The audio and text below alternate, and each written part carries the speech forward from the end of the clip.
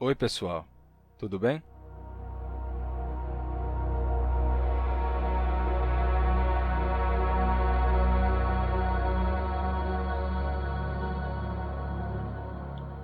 Vocês já pararam para pensar na forma como a gente escreve Kakekikoku e Gagegigogu? Por que em Keki e Gegi aparece esse U? E por que, quando a gente escreve as letras C e G antes de E de I, o som representado nesses casos fica Ceci e Gegi, em vez de Keki e Gegi, como acontece com A, O e U. Ou seja, por que, se você escrever a letra C antes de A, E, I, O, U, você vai ter K, C, Si, Koku, e a letra G ficaria Ga, Jeji, Gogu nesses casos.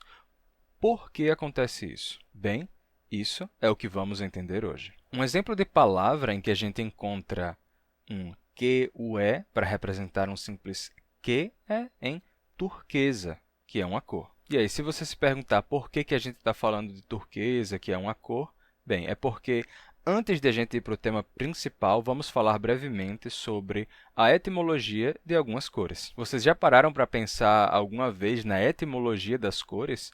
Por exemplo, vocês sabiam que vermelho tem uma relação com a palavra verme? Pois é, isso acontece como uma referência a uma cochonilha que é vermelha. Apesar de a cochonilha ser um inseto, e a gente não usar hoje em dia normalmente a palavra verme para falar de um inseto, é daí que vem a palavra vermelho. Verme em latim é vermis. Você pode colocar uma terminação de diminutivo e fazer vermiculus, que significaria algo como vermezinho. E essa foi a palavra usada para denominar o vermelho, por causa dessa cochonilha vermelha que eu mencionei. E aí a palavra vermiculus foi mudando com o passar do tempo. Essa palavra no acusativo sem M ficaria vermículo, e aí aconteceriam outras mudanças, né? Vermículo passar vermículo, depois temos a abertura de algumas vogais breves, então vermículo passar vermeclo, depois a sonorização do K em G,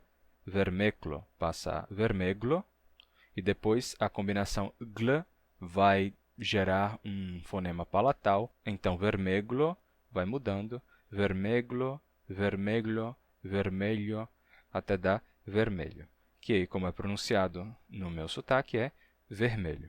Então, vermelho significa basicamente vermezinho. É uma cor nomeada por causa dessa cochonilha vermelha. Da mesma forma como a cor laranja é nomeada por causa da fruta, a laranja, ou o castanho, nomeado por causa das castanhas, e por aí vai. Entretanto, as cores sobre as quais eu mais queria falar hoje são o verde e o azul. E aí, se você se pergunta por que essas duas, bem, acontece que, no vídeo passado, eu falei sobre a etimologia do nome Insider, e eu recebi comentários bem legais, como pessoas dizendo que era o melhor anúncio que elas já viram na vida, que pela primeira vez não pularam o anúncio, etc. E hoje eu vou falar da etimologia das cores das duas camisetas da Insider que eu tenho, uma verde e uma azul. Então vamos lá, vamos fazer isso brevemente. Verde vem do latim. Em latim se dizia viridis, certo? No caso acusativo, sem o M, temos viride, e aí a palavra vai mudar assim. Viride perde a vogal átona no meio da palavra, viride se torna virde, e o i breve termina se abrindo em e. Então, virde se torna verde. E aí a palavra fica verde. Alguns falantes de português até hoje pronunciam verde, desse jeito. Não no meu sotaque. No meu sotaque, o som de r em final de sílaba se torna r, e o som de e em posição final se torna i. Então, eu digo verde, verde. Mas tem falantes de português que dizem verde. E também tem aqueles que dizem verde, ou verde, ou os portugueses dizem verde. E aí você tem muitas variedades possíveis. Essa palavra em latim, viridis, vem do verbo vireo, que significa ser verdejante, estar verdejante ou estar cheio de energia e de vida, etc. E vem da raiz do proto-indo-europeu, "weis", que tem o sentido de produzir ou de crescer.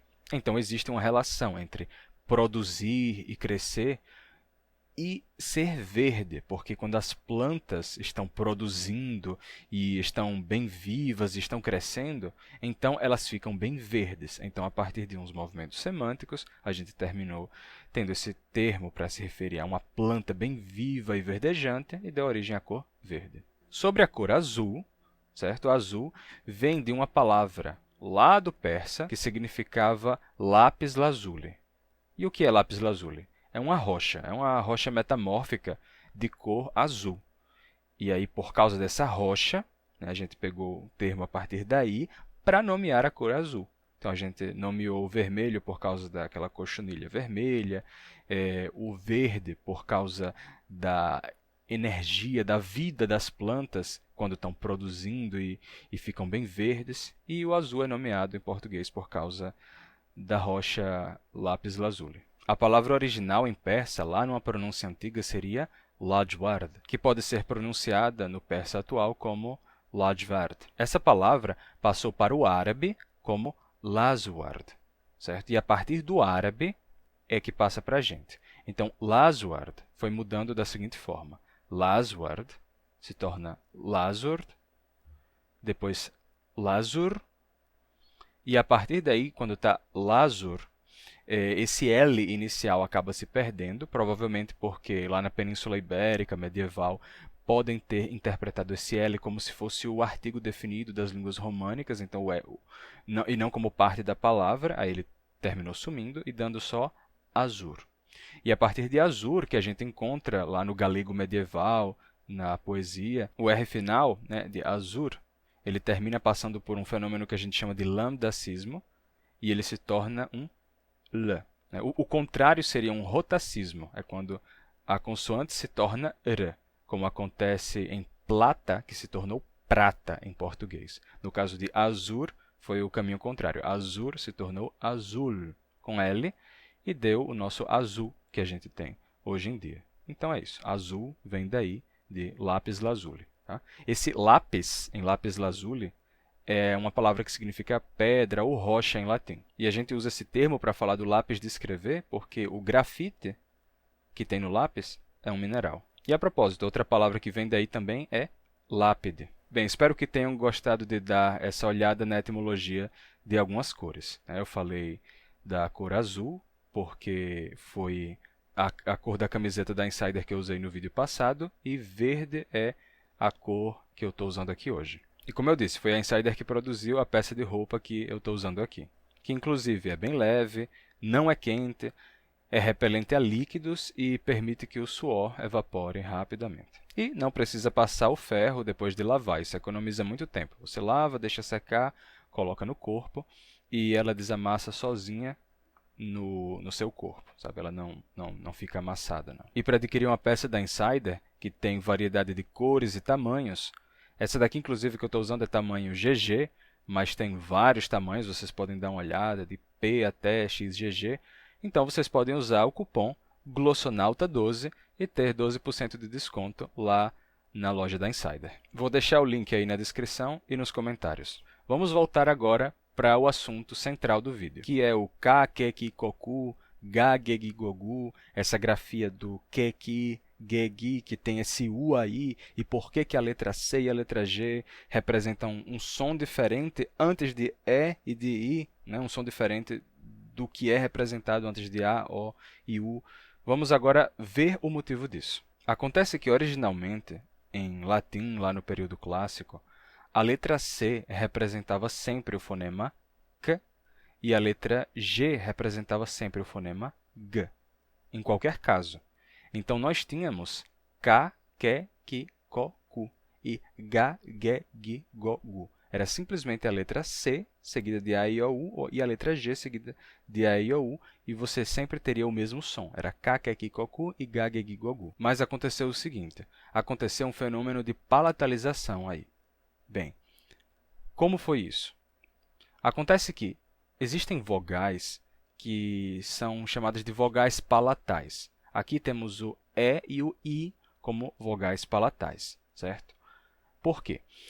Quando você pronuncia E e I, a língua ela fica aqui, ó, mais perto do palato. I, I. Diferente de quando você pronuncia A, O ou U, em que a língua recua. Então, você tem A, O, U, com a língua recuada. Mas quando você pronuncia um E ou um I, veja como a língua vai para frente. Então, parta de um som, por exemplo, como A, e vá para E ou I. A, E, I. E, I. A língua fica mais aqui. Isso pode fazer com que consoantes que estão por perto sejam afetadas. Tá? E a forma como essas consoantes vão ser afetadas não acontece igual o tempo todo, em todas as línguas, sempre, certo? Isso pode desencadear fenômenos de transformação, e esses fenômenos são interessantes, porque eles podem, por exemplo, afetar a consoante que vem antes, a consoante que vem depois, podem não afetar nada. Sabe, é uma coisa que acontece nas línguas em diferentes momentos, para e depois volta a acontecer. E o que acontece foi que, em latim, os sons velares que existiam em latim, que eram k e g, eles passaram a ser afetados pelo contato com e e com i, da seguinte forma. Tá? Atenção. Originalmente, a gente tinha k, ke, ki, ko, ku. Mas no caso de ke e ki, pelo fato de a língua estar aqui mais levantada, I. Então, o som do que e do ki, em que a língua está mais lá para trás, K. Então, ela começou a ser, esse som começou a ser pronunciado com a língua um pouco mais para frente. Isso começou a gerar um leve chiado. E aí o som foi mudando, devagarinho, com o passar de muito tempo. Aconteceu o seguinte, tá? Que, que, que, que, que, que, che, che, che, che, che, che, che, che, che, che, che, che, che, che, che, che, che, se. E é assim que quer se transformou em se. Por isso que em português é K, se, si, co, cu. Se você colocar a letra C antes de A, I, O, U. Vai ser K, se, si, co, cu. Isso acontece porque originalmente era K, que, ki, ko, ku. Mas o som mudou antes de E e de I. E aí ficou K, se, si, ko, ku. Nós mantivemos a mesma escrita para um som que mudou muito. Tá? O som mudou muito, mas a escrita não. Por isso que acontece isso. Por isso que é K, se, si, ko, ku. A mesma coisa com o G. Tá? A gente tem H, G, G, Go, Gu.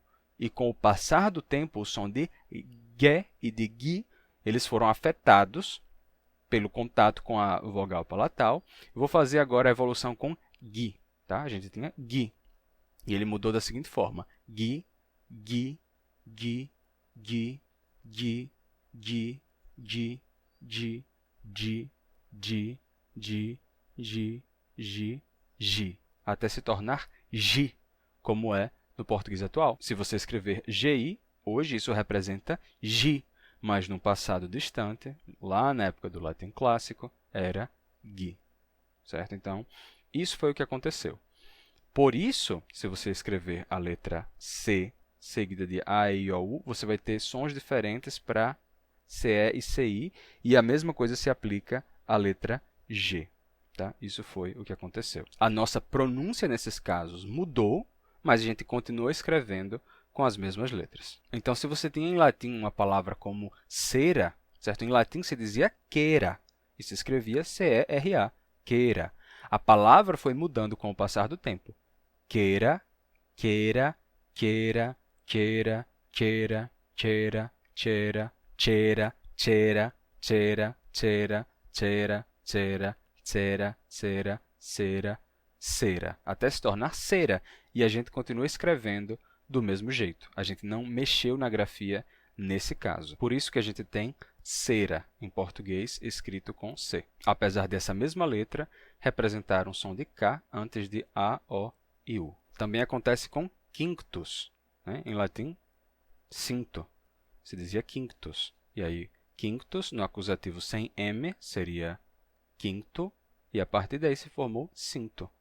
A palavra foi mudando até dar cinto, porque o som de ki se tornou si passando por esse caminho que eu já expliquei. Bem, agora a gente já entende por que a letra C e a letra G, antes de E e de I, representam um som diferente daquele que é representado antes de A, O e U, né? Porque a gente teve uma transformação do som em contato com essas vogais palatais. Mas a pergunta agora é, por que, quando a gente quer representar o som que, ge, gi, sem essa transformação, a gente coloca um U aí? Por que que G, U, E representa ge ou ge? Por quê? Isso é o que vamos ver agora.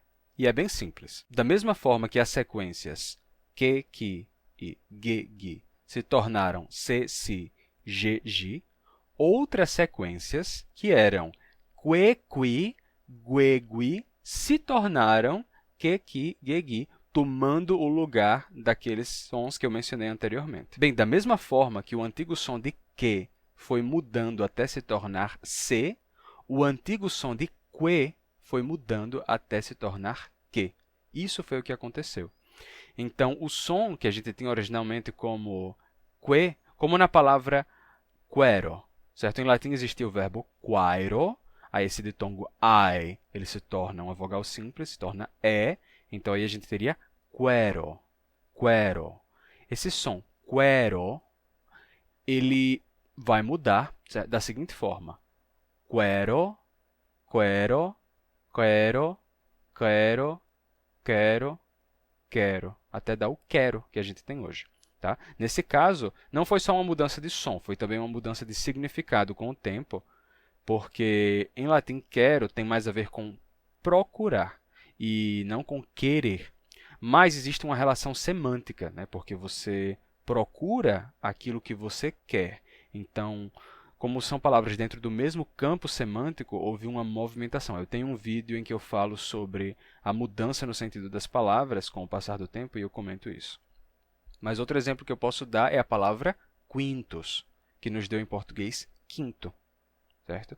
Quintus, a gente teria em latim quintus, aí você vai ter essa palavra no acusativo sem o M final como quinto, e a partir daí a palavra vai mudar, né? O U final se abre em O, e ficaria quinto, que depois, em português, ele voltou a ter som de U, no final das contas, mas o som que a gente está vendo aqui é o qui. Ele mudou da seguinte forma: qui, qui, qui, qui, qui, qui, qui, qui, até se tornar qui, simplesmente. Assim, quinto nos deu quinto. Tá? Então, o antigo qui se torna si, e o antigo qui se torna qui. Então, a palavra, como a que eu mencionei antes, como cinto, né? Quintus se tornou cinto, e a palavra quintus se tornou quinto. Por isso que a gente usa as sequências que, o e, que, o i, para representar que e qui, porque antes era, de fato, que e qui. E aí esse som de u se perdeu e a gente usa a sequência que, o e, que, o i para fazer que e qui. A mesma coisa com gue e gui. A gente tem em latim a palavra sanguis, que é a origem da nossa palavra sangue, né? Que houve um momento em que a pronúncia era sangue, sangue. Mas a mesma coisa aconteceu. Sangue foi mudando. Sangue, sangue, sangue, sangue, sangue, sangue, sangue. Até o gu se perder. Não ser mais sangue, mas sim sangue. Sangue. Mas nós continuamos escrevendo GUE nesse caso, ainda que não tenha mais o som do U aí. Mas assim a gente pode diferenciar do GE que se tornou G. O interessante é que, uma vez que a gente consolidou essas grafias como que, o e para representar que, a gente começou a usar essas grafias em casos em que não havia originalmente um som de U. Como eu disse, quero já foi no passado quero, mas queijo nunca foi queijo. Nunca. Tá? A palavra aí, nesse caso, nunca teve um U. No caso de queijo, a palavra em latim era cassius, que no acusativo sem o M ficaria cassel, e a partir daí a gente vai ter cassel, cássio, caiso, caiso, caijo, queijo, queijo. E aí se formaria queijo. Veja que em nenhum momento da história houve queijo. É simplesmente o som de ai, de caijo, caijo, ele muda para queijo e depois para queijo. E aí você teria o som de que, queijo. Não houve aí em nenhum momento queijo, mas a gente escreve com aquele U simplesmente porque é a convenção, que para representar o som de que, né, a gente usa que, o e pronto. Então, em alguns casos, é etimológico, como em quero. Em outros casos, não é. É só uma representação do som, como em queijo. Ah, uma curiosidade. Algumas pessoas vão dizer, nossa, quando você estava falando sobre queijo, parece que teve um momento quando você disse queijo, queijo. Isso parece a pronúncia de Lisboa, né? Uma pronúncia, parece que a pronúncia de Lisboa é mais próxima de uma forma mais antiga da palavra. Sim, nesse caso, soa assim, mas isso não quer dizer que a pronúncia de Lisboa seja de fato mais próxima de uma pronúncia mais antiga do português, não, tá? Porque tem algumas coisas que eles dizem que surgiram lá e que não tem base histórica nenhuma assim no português. Isso acontece, por exemplo, numa palavra como joelho. É muito comum que alguém em Lisboa diga joelho, com som de a, joelho. Ou que vermelho não seja dito como você esperaria na pronúncia de Portugal como vermelho, vermelho, mas sim como vermelho, vermelho. Essas coisas aí são inovações de Lisboa. Então, antes que alguém diga, os lisboetas dizem queijo, queijo, parece uma coisa mais antiga, o sotaque deles é mais tradicional, a resposta é não, não é. Tem outros portugueses que têm uma pronúncia muito mais tradicional, como os do norte, por exemplo, mas não usem nunca o sotaque português de Lisboa como um parâmetro para uma coisa mais tradicional e histórica da língua, porque não é, não. Então, resumindo, por que que quando nós escrevemos a letra C, seguida de A, E, I, O, U, nós temos K, C, Si, Co, Cu? Simples, por causa daquela mudança de pronúncia que eu mencionei. O som mudou, mas a escrita não. Então, antes, originalmente, era K, que aqui, Cocu. Mas, antes de E e I, o som mudou, né? Como eu disse, vou fazer mais uma vez. Que foi mudando. Que, que, que, che, che, che, che, che, che, che, che, se, se. Se. Por isso que é K, se, si, cocu. A mesma coisa com o I. Mesmo, e também G, E e GI, né? Tínhamos G, e aí vai fazer a mesma coisa. Por isso que C e G, antes de E e de I, representam um som diferente. Tá? Essa mudança no som foi gradual e foi bem lenta. Tá? Essas mudanças que acontecem no som são bem lentas, de forma que normalmente os falantes nem percebem que a mudança está acontecendo. É por isso que eles nem atualizam a grafia muitas vezes, como nesse caso aí, a grafia não foi atualizada. Por quê? Porque o som foi mudando tão devagar que nem pensavam que era necessário fazer isso. Simplesmente a gente se acostumou a usar as letras C e G para representar um som diferente antes de E e de I. E os antigos sons de que, qui, gue e gui, que perderam esse U, né, passaram e ficaram como que, ge e gi. A gente pegou essas grafias aí para representar o que, ge e gi. Por isso que ficou assim na escrita do nosso português atual. Tá? E nos casos em que o U continua pronunciado, por diferentes motivos, não vou entrar nesse assunto aqui agora, mas existem palavras em que o U continua pronunciado, como é o caso de consequência, então a gente escreve mantendo o U também. E brevemente na história da língua portuguesa foi usado o trema, né? O trema assim como algo consistente, usado sempre para representar a pronúncia nesses casos. Ele foi padronizado assim só no século XX e já no final do século XX mesmo ele foi abandonado. Então durou pouquíssimo na história da língua portuguesa. Foi só um sopro. A gente decidiu usar o trema e em pouquíssimo tempo decidiu não usar mais. Assim como também foi retirado o acento de palavras como jogo, né? Jogo já foi acentuado com um circunflexo para diferenciar de jogo. Jogo, o jogo.